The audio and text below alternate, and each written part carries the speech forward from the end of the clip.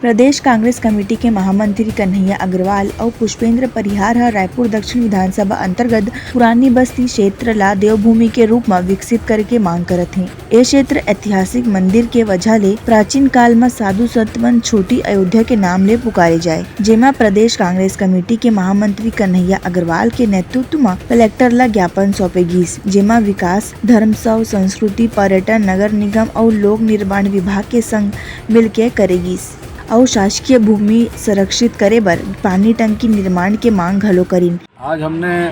माननीय कलेक्टर को ज्ञापन सौंप करके रायपुर शहर का जो ऐतिहासिक वैभव है, पुराना वैभव है, पुरानी बस्ती क्षेत्र, जिसको साधु संत छोटी अयोध्या के रूप में पुकारा करते थे, उस पुरानी बस्ती क्षेत्र के विकास के लिए, उस पुरानी बस्ती क्षेत्र को पर्यटन की दृष्टि से, धर्म की दृष्टि से, संस्कृति की दृष्टि से विकसित करने के लिए ज्ञापन सौंपा है और उनसे निवेदन किया है कि पुरानी बस्ती क्षेत्र को आध्यात्मिक